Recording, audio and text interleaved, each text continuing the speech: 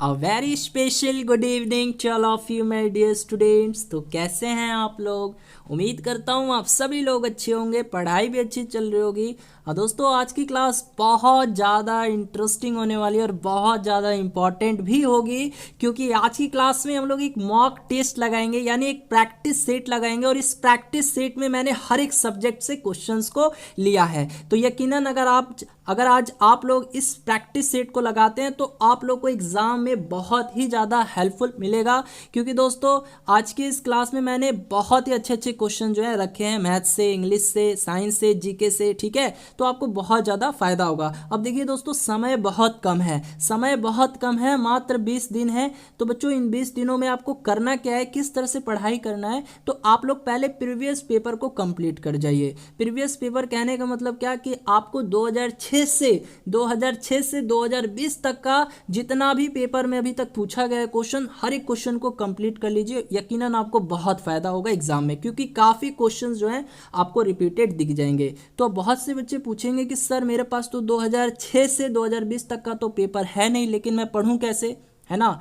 तो बच्चों आपको निराश होने की जरूरत नहीं है, मैं आपको 2006 से 2020 तक का पेपर दे दूंगा। इसके लिए जो है आपको एक छोटा सा अमाउंट पे करना होगा। ठीक है, तो मैं आपको 2006 से 2020 तक का पेपर दे दूंगा, और साथ ही साथ बच्चों आपको रिकॉर्डेड क्लास भी मिलेगा इसी फी में, यानी जो फी 100 रुपये लगेगा उसी फी में आपको रिकॉर्डेड क्लास भी दिया जाएगा। टेलीग्राम ऐप पे, पेड टेलीग्राम ऐप है, ठीक है, जैसे कि आप लोग देख भी सकते हैं। तो यहाँ पे आपको जो है क्लास का पीडीएफ तो मिलेगा ही मिलेगा डेली, साथ ही साथ रिकॉर्डेड वीडियो भी मिलेगा, और बच्चों साथ ही साथ मॉक टेस्ट भी मिलेगा। यानी ये तीन चीज़ें जो है आपको इसी में फ्री ऑफ कॉस्ट दिया जाएगा। यहाँ पे जो चार्ज लिया जाएगा वो पीडीएफ का लिया जाएगा, बाकी हर एक चीज़ जो है आपको यहाँ पे फ्री ऑफ कॉस्ट प्रोवाइड करवाया जाएगा। ठीक है, तो यदि आप लोग पीडीएफ चाहते हैं, यानी प्रीवियस पेपर चाहते हैं 2006 से 2020 तक का, तो आप लोग जो है दिए गए नंबर पे हमें मैसेज कीजिएगा। ठीक है, और आपको एक पेमेंट करना होगा इस नंबर पे, उसके बाद जो है हम आपको पीडीएफ भेज देंगे। ठीक है, चलिए बच्चों आज की क्लास को अब स्टार्ट करते हैं। चलिए स्टूडेंट, पहला क्वेश्चन है, निम्नलिखित में से कौन सा कथन गलत है, कौन सा स्टेटमेंट गलत है? कुष्ठ रोग आनुवांशिक होता है, क्षय रोग संक्रामक होता है, या प्लेग रोग चूहे के कारण होता है, या रतौंधी विटामिन ए की कमी से होता है? जल्दी से बता दीजिए प्यारे बच्चों, इन चारों में कौन सा स्टेटमेंट, कौन सा कथन गलत है? अगर जो गलत है वही आपका आंसर हो जाएगा।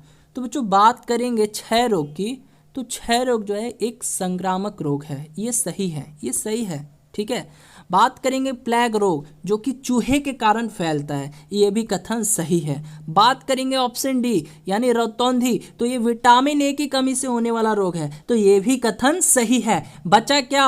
ऑप्शन ए यानी कुष्ठ रोग, तो कुष्ठ रोग बोला है कि अनुवांशिक होता है, जी नहीं, ये कथन गलत है। कुष्ठ रोग जो है अनुवांशिक नहीं होता, ठीक है ना, कुष्ठ रोग जो है अनुवांशिक नहीं होता, ये कथन गलत है। तो आपका आंसर ऑप्शन ए जो है सही हो जाएगा। ठीक है, हाँ जी।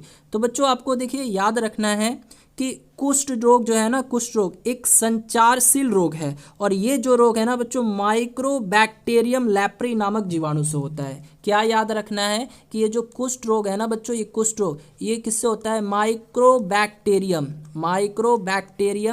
लेप्री नामक जीवाणु से होता है, लेप्री नामक जीवाणु से होता है। माइक्रोबैक्टीरियम लिखना चाहो तो लिख सकते हो बच्चों, चलिए मैं लिख देता हूँ उसको अच्छे से। कुष्ठ रोग जो है ये किस जीवाणु के कारण होता है? तो माइक्रोबैक्टीरियम लेप्री नामक जीवाणु के कारण होता है। ठीक है, हाँ जी। और ये बच्चों ये भी याद रखना है कि अनुवांशिक नहीं होता। ठीक है, कुष्ठ रोग जो है ये अनुवांशिक नहीं होता है, अनुवांशिक रोग नहीं है, और साथ ही साथ ये वायु या जल के द्वारा भी नहीं फैलता है, ये भी याद रखना है। ठीक है, तो बच्चों ऑप्शन ए जो है आपके इस क्वेश्चन का करेक्ट आंसर हो जाएगा। चलिए बढ़ते हैं अगले क्वेश्चन की तरफ।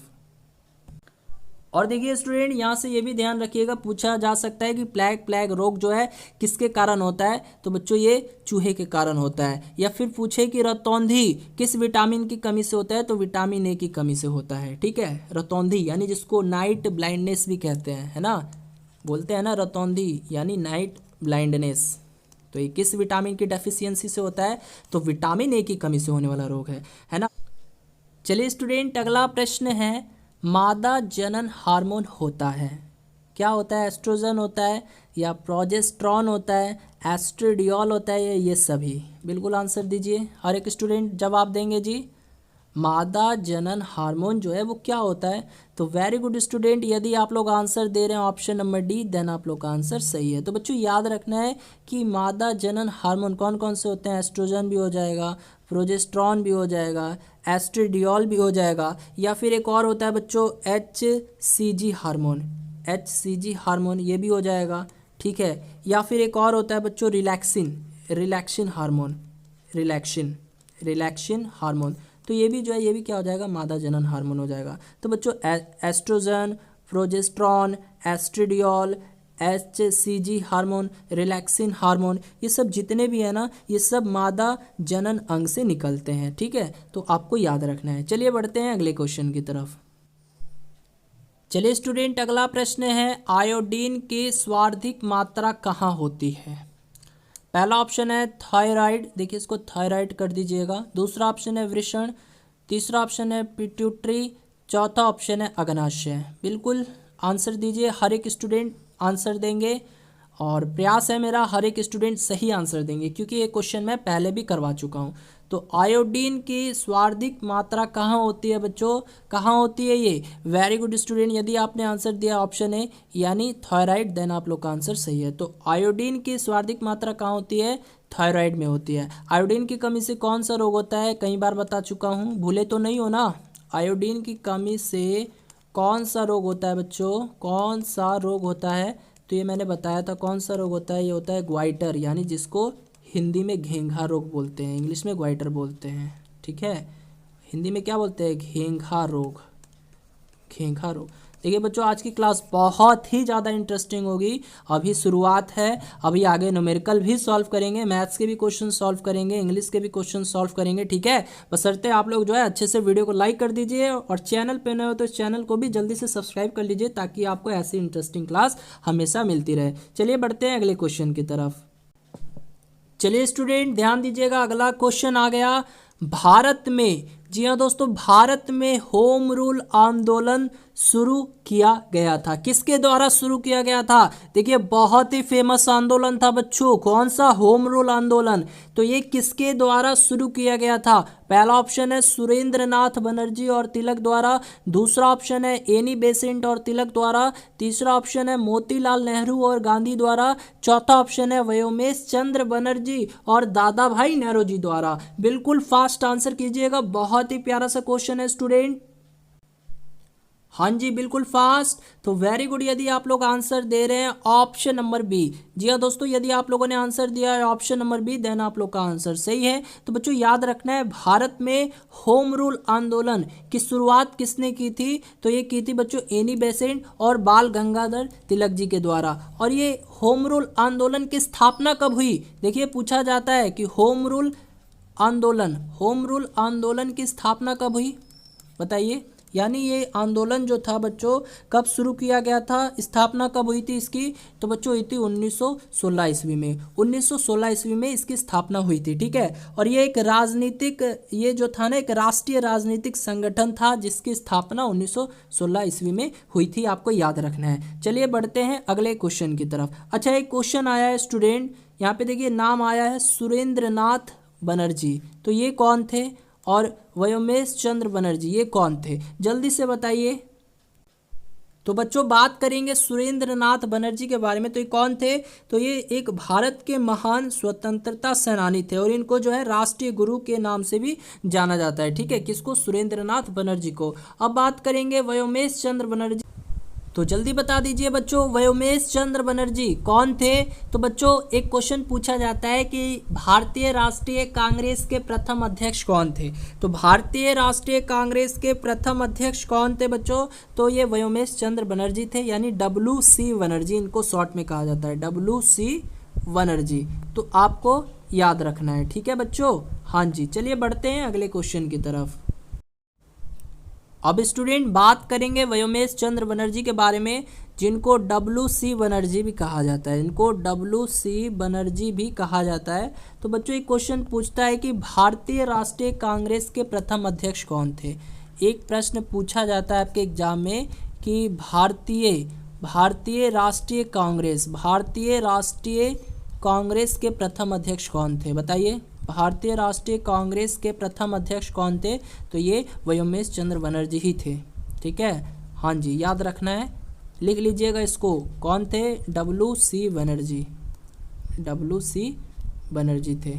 ठीक है, चलिए बढ़ते हैं अगले प्रश्न की तरफ। चलिए स्टूडेंट, अगला प्रश्न है, भारत में सिविल सेवाओं के लिए कौन नियुक्तियां करता है? यानी सिविल सेवाओं के लिए जो है नियुक्तियां कौन करता है? जल्दी से बताइए। ऑप्शन है राष्ट्रपति, प्रधानमंत्री, संसद या UPSC।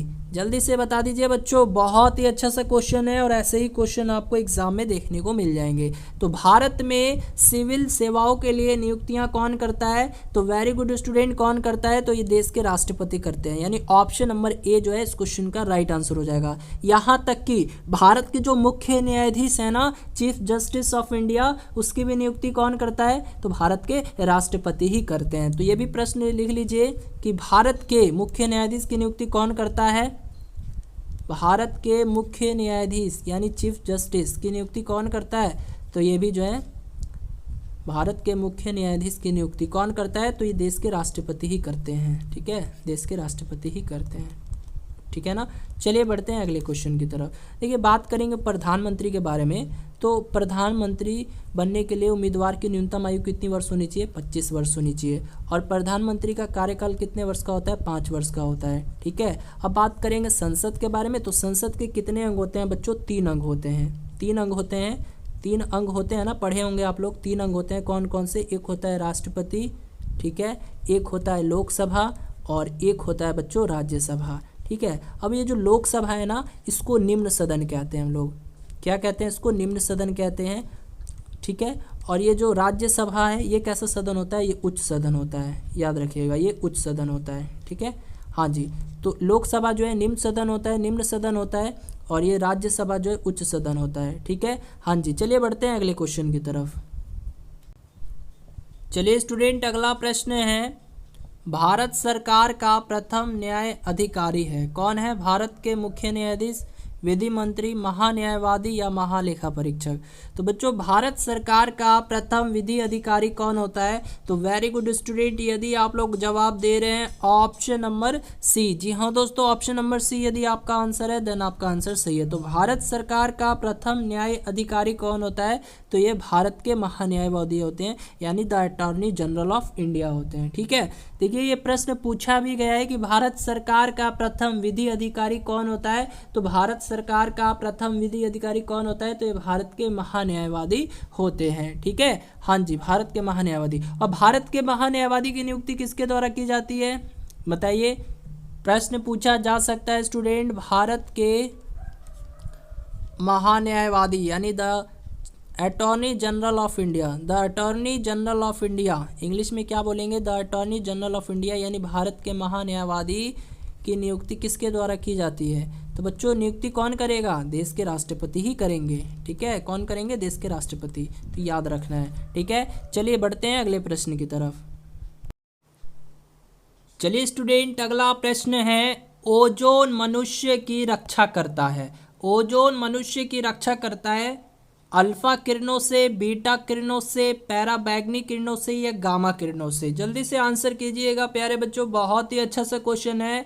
ओजोन मनुष्य की रक्षा करता है, तो वेरी गुड स्टूडेंट, यदि आप लोग आंसर दे रहे हैं ऑप्शन नंबर सी, यानी ऑप्शन नंबर सी पैराबैंगनी किरणों से, तो आपको याद रखना है ओजोन मनुष्य की पैराबैंगनी किरणों से रक्षा करता है। ठीक है, तो बच्चों, ओजोन मंडल में ओजोन गैस की एक परत पाई जाती है जो सूर्य से आने वाली पैराबैंगनी किरणों को अवशोषित कर लेती है, इसीलिए जो है इसे पृथ्वी का सुरक्षा कवच भी कहते हैं। तो आपको याद रखना है ना, ओजोन मनुष्य की रक्षा करती है पैराबैंगनी किरणों से। चलिए बढ़ते हैं अगले प्रश्न की तरफ।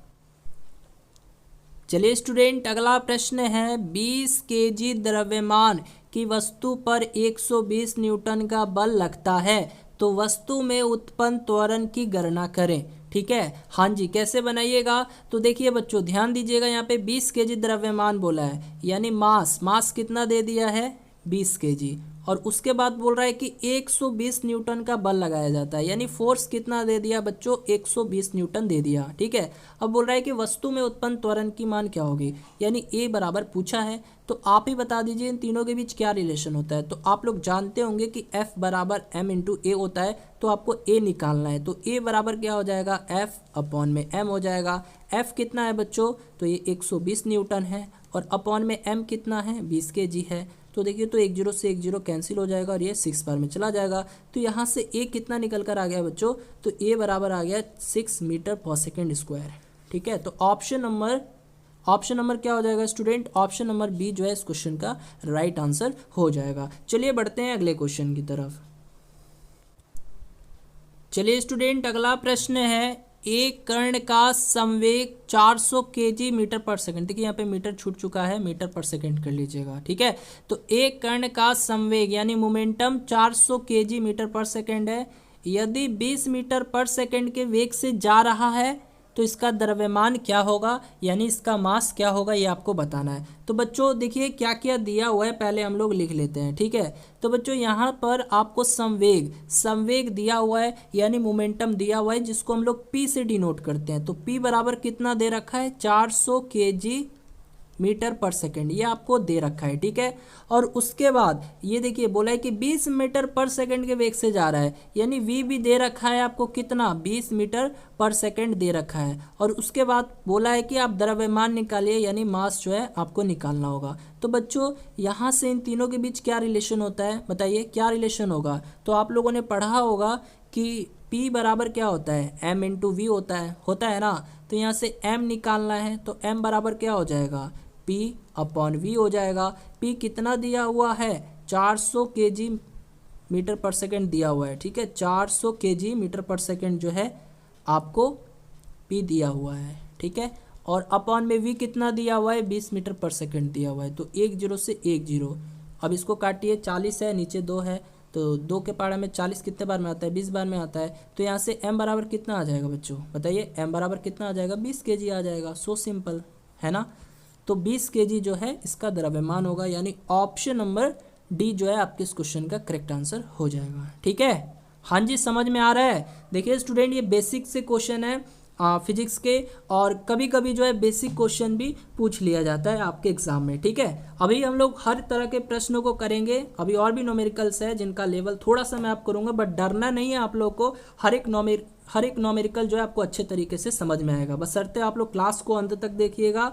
और मैं हर एक न्यूमेरिकल को बहुत अच्छे से जो है सॉल्व करने का प्रयास करता हूँ। ठीक है, हाँ जी, चलिए बढ़ते हैं अगले क्वेश्चन की तरफ। यदि क्लास अच्छी लग रही हो तो एक लाइक जरूर दे दीजिए। अभी और भी क्वेश्चंस हैं, बहुत से क्वेश्चंस हम लोग करेंगे। ठीक है स्टूडेंट, हाँ जी, आज की क्लास एकदम इंटरेस्टिंग होने वाली है, बशर्ते आप लोग इसी तरह से लाइक और सपोर्ट करते रहिए इस चैनल को, है ना, इस फैमिली को। आज आपकी ही देन है बच्चों की आज इस चैनल पे जो है 30,000 से भी अधिक स्टूडेंट जुड़ चुके हैं। ये चैनल नहीं कहूँगा मैं, एक तरह का फैमिली है ना, हम लोग का एक फैमिली है जो बहुत ही अच्छे तरीके से चल रहा है। ठीक है बच्चों, चलिए बढ़ते हैं अगले क्वेश्चन की तरफ। चलिए स्टूडेंट, अगला प्रश्न है, एक कार 108 किलोमीटर प्रति घंटा की गति से चल रही है और ब्रेक लगाने के बाद ये रुकने में 4 सेकंड का समय लेती है। कार पर ब्रेक लगाए जाने के बाद लगने वाले बल की गणना करें। कार के यात्रियों सहित कुल द्रव्यमान 100 kg है। ठीक है, देखिए बहुत ही सिंपल प्रश्न है, कैसे बनाएंगे हम लोग इस प्रश्न को, ध्यान दीजिएगा।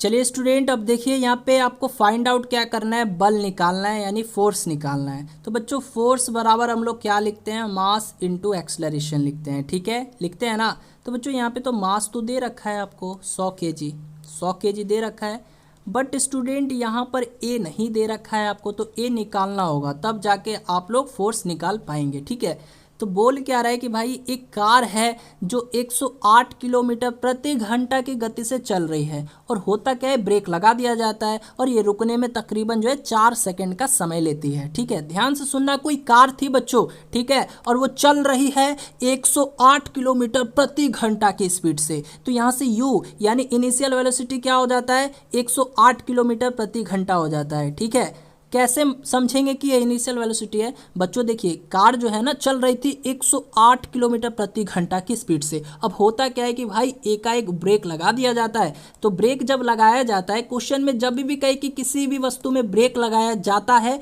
तो वहाँ v क्या हो जाता है? फाइनल वेलोसिटी क्या हो जाता है? 0 हो जाता है। तो जब v बराबर 0 हो गया तो ये तो u ही होगा ना।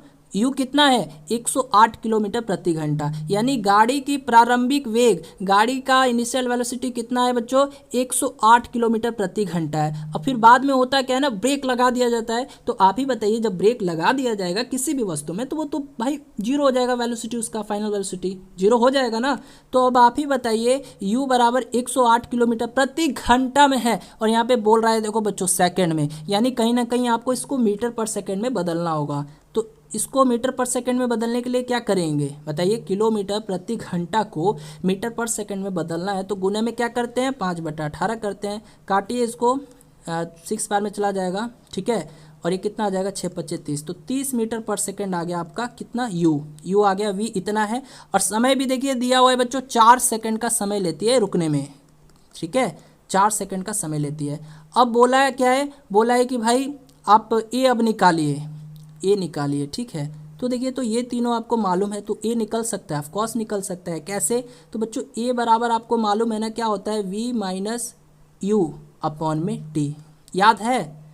त्वरण बराबर क्या होता है? अंतिम वेग माइनस में प्रारंभिक वेग अपॉन में t। तो v कितना है? 0 है। और माइनस u कितना है? 30 मीटर पर सेकेंड है। और अपॉन में t कितना है बच्चों? तो t है ये आपका 4 सेकेंड, ठीक है। तो ये कितना आ जाएगा? एक कितना आ जाएगा बोलिए तो? एक कितना आ जाएगा बच्चों? हाँ जी, एक कितना आ जाएगा? तो मान लेते हैं ये आ जाएगा माइनस, यहाँ पर मैं लिखता हूँ ए बराबर कितना आ जाएगा? -30/4, यही आया ना, -30/4 मीटर पर सेकेंड स्क्वायर, ध्यान दीजिएगा, ठीक है। हाँ जी। और अब देखिए, अब आपको निकालना क्या है? आपको फोर्स निकालना है। तो फोर्स बराबर क्या होता है? मास इंटू एक्सलरेशन होता है। मास कितना है बच्चों? 100 kg है, 100 kg है ना। और गुने में ए कितना आया है? देखिए तो ए इतना आया है ना, यानी -30/4। तो काटिए तो 25 चौके 100 हो जाएगा। तो अभी कितना आ गया? 25 गुने -30 कीजिएगा, कितना आ जाएगा? तो ये आ जाएगा 7500 न्यूटन, यानी -7500 न्यूटन। तो हमारा आंसर क्या हो जाएगा?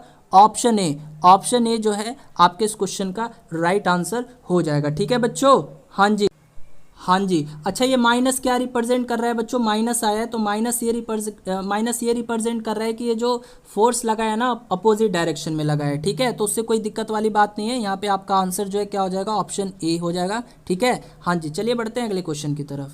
चलिए स्टूडेंट ध्यान दीजिएगा, अगला क्वेश्चन है, उस समचतुर्भुज का क्षेत्रफल सेंटीमीटर स्क्वायर में कितना होगा जिसकी भुजा 13 सेंटीमीटर और छोटा विकर्ण 10 सेंटीमीटर है? बच्चों आपको निकालना क्या है? यहाँ पे देखिए, यहाँ पे पूछा है कि समचतुर्भुज का क्षेत्रफल सेंटीमीटर स्क्वायर में क्या होगा।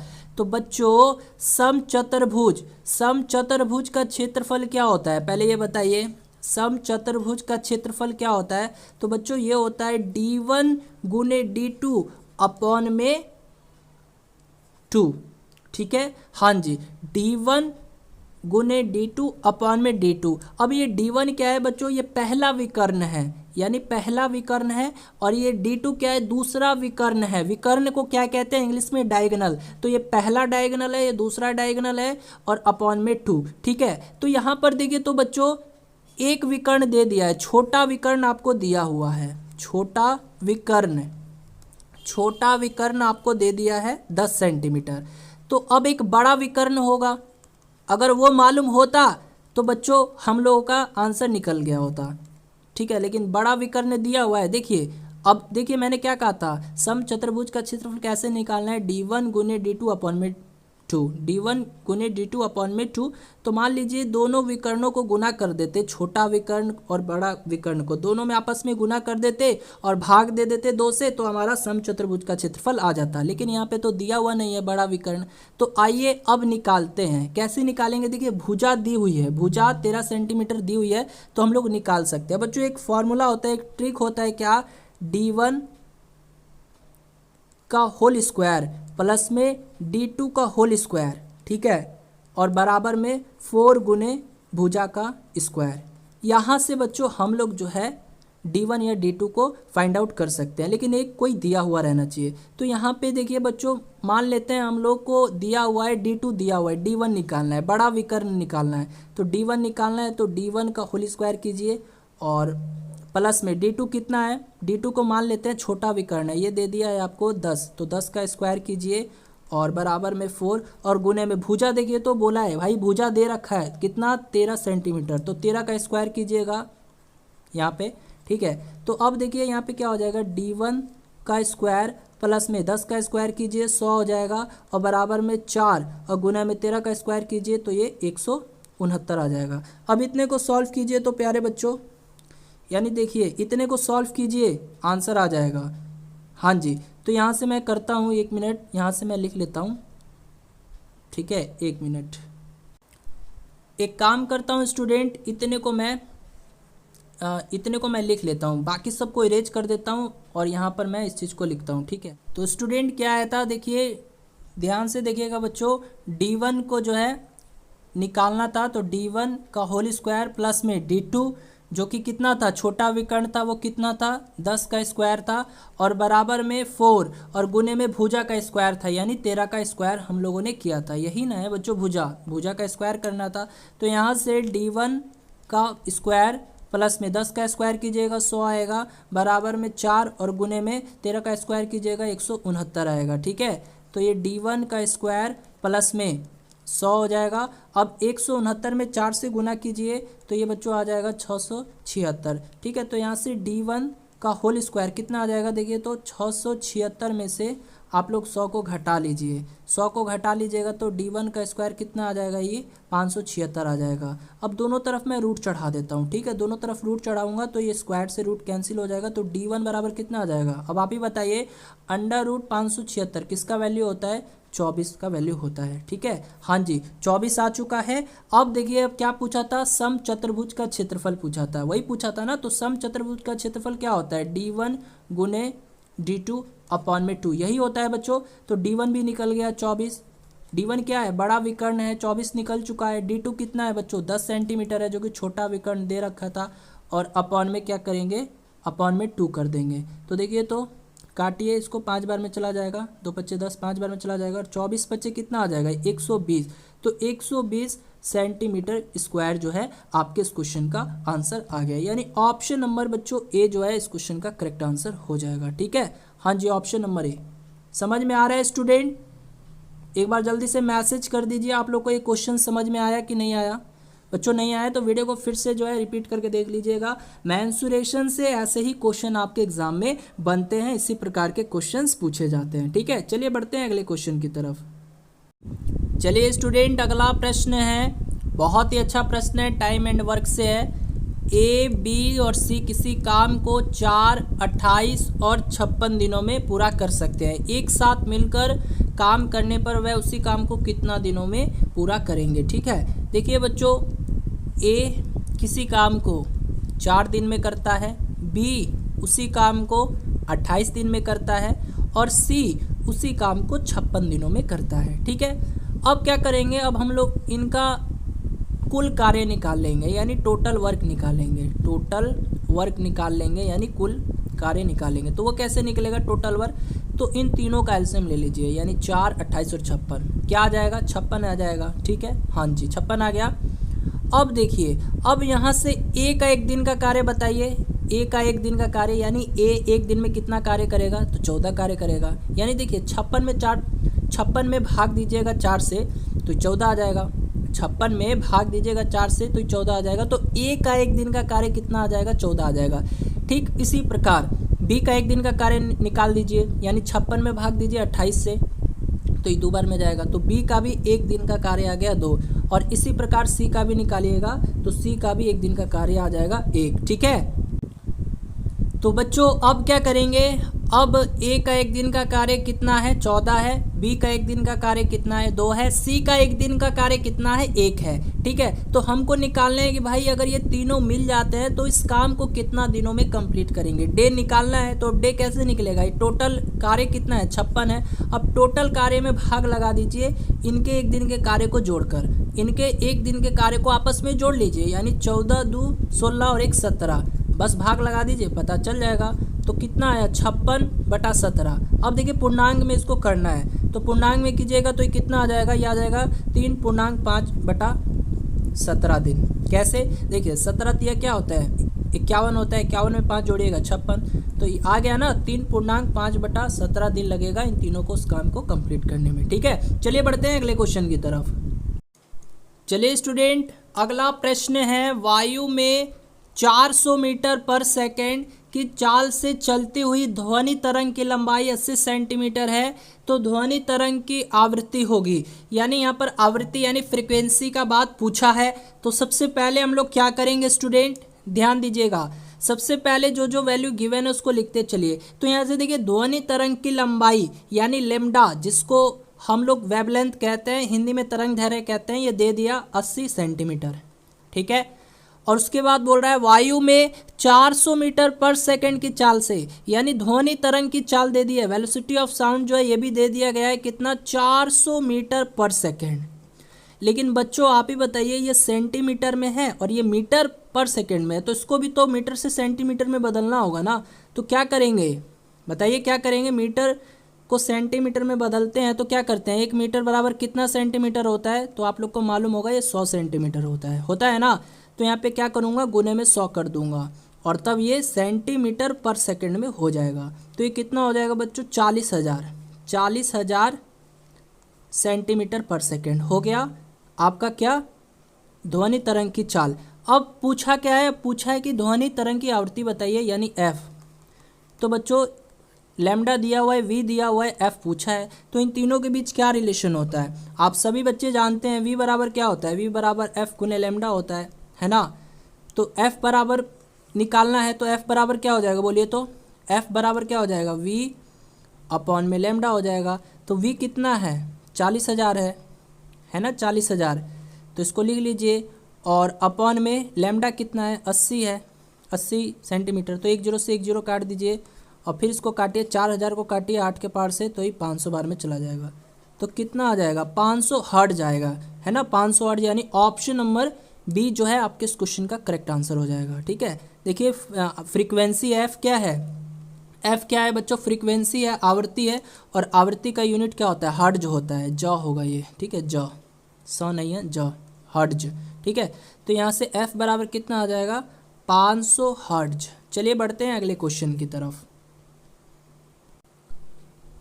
चलिए स्टूडेंट, अगला प्रश्न है, एक इलेक्ट्रॉन पर 1.6 × 10⁻⁻19 कूलम का आवेश होता है। यदि किसी चालक में 2.5 एम्पियर की धारा 2 सेकंड तक प्रभावित की जाए तो उस चालक में प्रभावित इलेक्ट्रॉनों की संख्या क्या होगी। इलेक्ट्रॉनों की संख्या यानी नंबर ऑफ इलेक्ट्रॉन्स बताना है। बहुत ही सिंपल प्रश्न है। देखिए स्टूडेंट, आप लोग न्यूमेरिकल्स को देखकर घबराइए मत, हर एक न्यूमेरिकल को मैं बहुत ही ईजी वे में बनाऊंगा और बिल्कुल स्टेप बाय स्टेप बनाऊंगा। ठीक है, हाँ जी, बिल्कुल स्टेप बाय स्टेप हम लोग सॉल्व करेंगे। बशर्ते आप लोग जो है टेंशन मत लीजिए, एकदम टेंशन मुक्त रहिए, और ऐसे ही न्यूमेरिकल आपके एग्जाम में देखने को मिलेंगे। ठीक है, तो चलिए इस क्वेश्चन को बनाते हैं हम लोग। तो स्टूडेंट किस प्रकार से इस क्वेश्चन को बनाएंगे, देखिए पूछा है कि उस चालक से प्रभावित इलेक्ट्रॉनों की संख्या होगी। तो हम लोग मान लेते हैं बच्चों उस चालक, हम लोग मान लेते हैं उस चालक से प्रभावित इलेक्ट्रॉनों की संख्या, हम लोग मान लेते हैं उस चालक से प्रभावित इलेक्ट्रॉनों की संख्या n है। ठीक है, उस चालक से प्रभावित इलेक्ट्रॉनों की संख्या n है, हमने मान लिया। ठीक है, अब आप एक सूत्र जानते होंगे प्यारे बच्चों, Q बराबर NE होता है। Q बराबर NE, Q क्या है, Q चार्ज होता है ना, N क्या होता है, नंबर ऑफ इलेक्ट्रॉन होता है, E क्या होता है, एक इलेक्ट्रॉन पे कितना चार्ज है वो होता है। ठीक है, तो अब मुझे ये चीज़ बताइए, N तो आपको निकालना है यहाँ पे, और एक इलेक्ट्रॉन पे चार्ज कितना होता है स्टूडेंट, तो आप लोग बोलिएगा सर 1.6 इंटू 10⁻⁻19 कूलाम होता है। ये मैं बता चुका हूँ आप लोग को, ठीक है। हाँ जी, समझ में आया।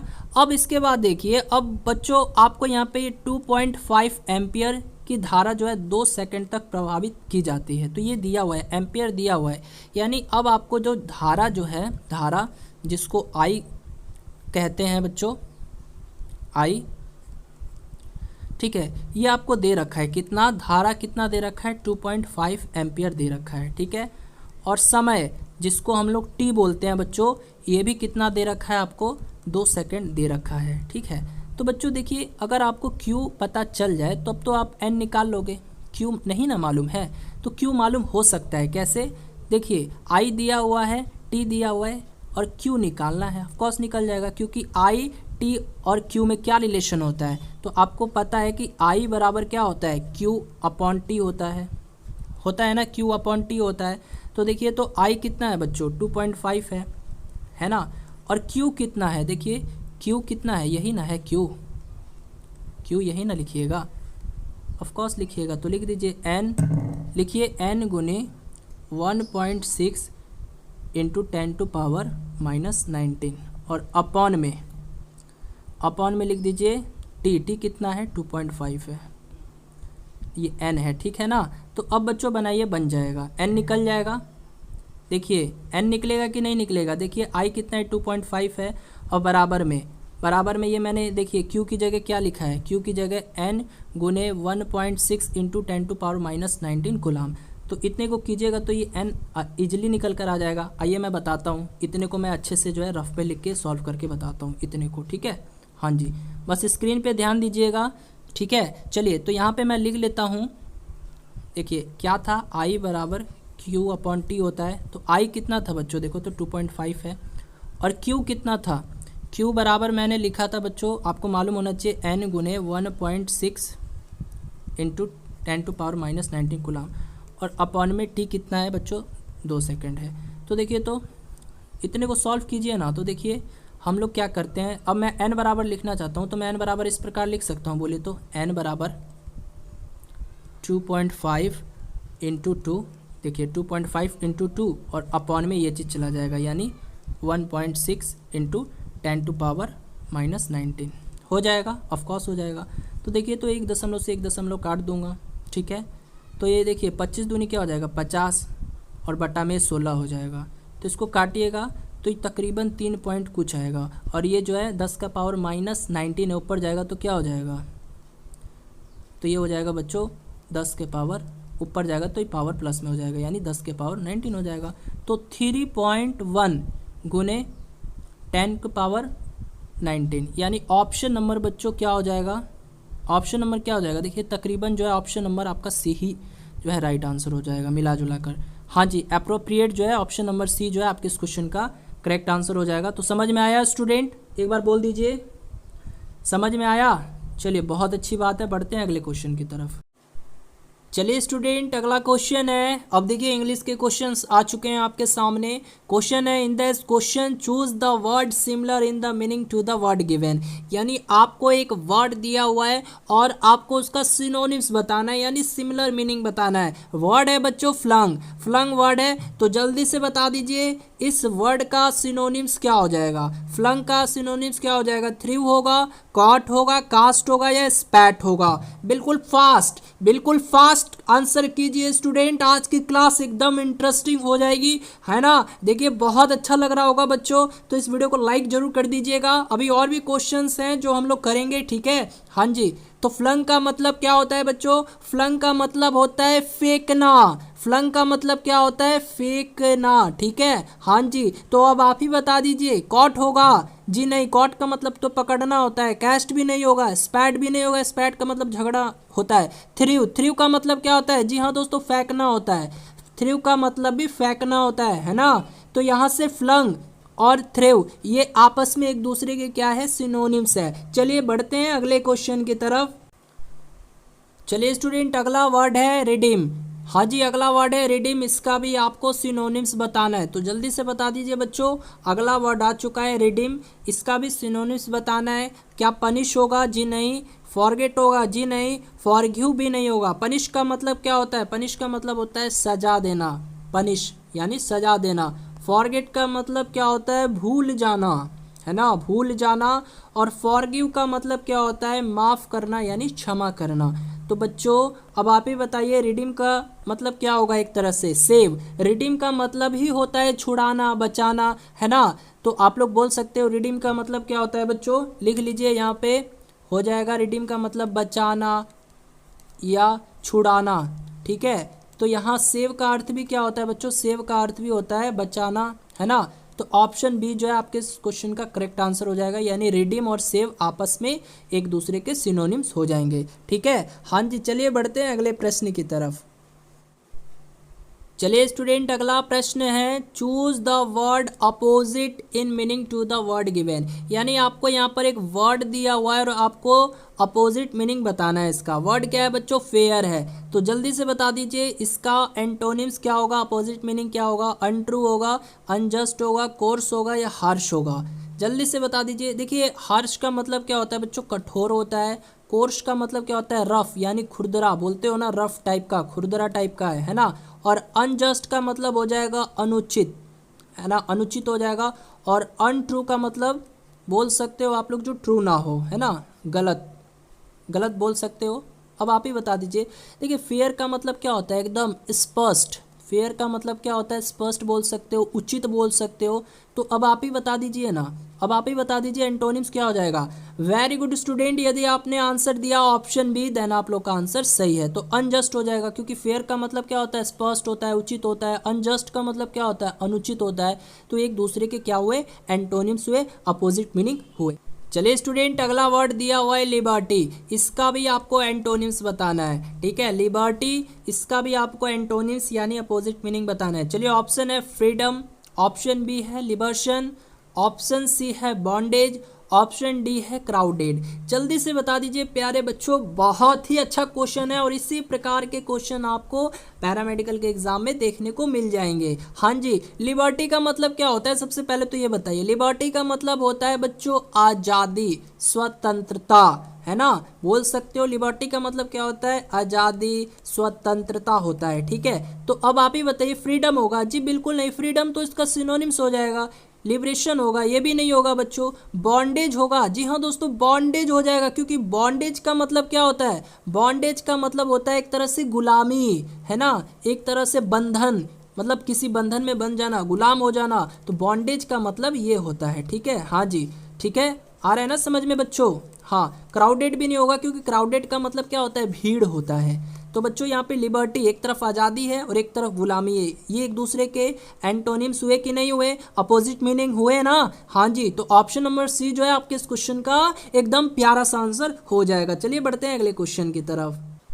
चलिए स्टूडेंट, अगला प्रश्न है हिंदुस्तान सोशलिस्ट रिपब्लिकेशन एसोसिएशन की स्थापना कब और कहाँ हुई? जल्दी से बता दीजिए बच्चों, जल्दी से, हर एक स्टूडेंट जवाब देंगे इस क्वेश्चन का। यानी इंडियन नेशनलिज्म रिवॉल्यूशनरी सोशलिज्म, है ना, यानी हिंदुस्तान सोशलिस्ट रिपब्लिकेशन एसोसिएशन की स्थापना कहाँ हुई बच्चों और कब हुई, ये आपको बताना है। ऑप्शन ए है 1924 ईस्वी कानपुर में, ऑप्शन बी है 1926 ईस्वी इलाहाबाद में, ऑप्शन सी है 1928 ईस्वी में दिल्ली में, या ऑप्शन डी है 1930 में कलकत्ता में। बिल्कुल फास्ट आंसर कीजिएगा स्टूडेंट। तो वेरी गुड, यदि आप लोग आंसर दे रहे हैं ऑप्शन नंबर सी। जी हाँ दोस्तों, ऑप्शन नंबर सी जो है इस क्वेश्चन का राइट आंसर हो जाएगा। यानी 1928 में हुई थी, और कहाँ हुई थी? दिल्ली में हुई थी, है ना। इसकी स्थापना कहाँ हुई थी? दिल्ली में हुई थी। कब हुई थी? 1928 में हुई थी, आपको याद रखना है। चलिए बढ़ते हैं अगले क्वेश्चन की तरफ।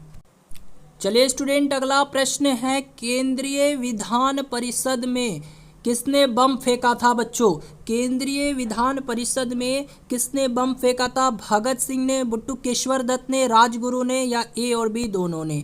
बिल्कुल फास्ट आंसर कीजिएगा स्टूडेंट, बहुत ही अच्छा क्वेश्चन है। हाँ जी, बहुत अच्छा क्वेश्चन है, बिल्कुल फास्ट आंसर कीजिएगा।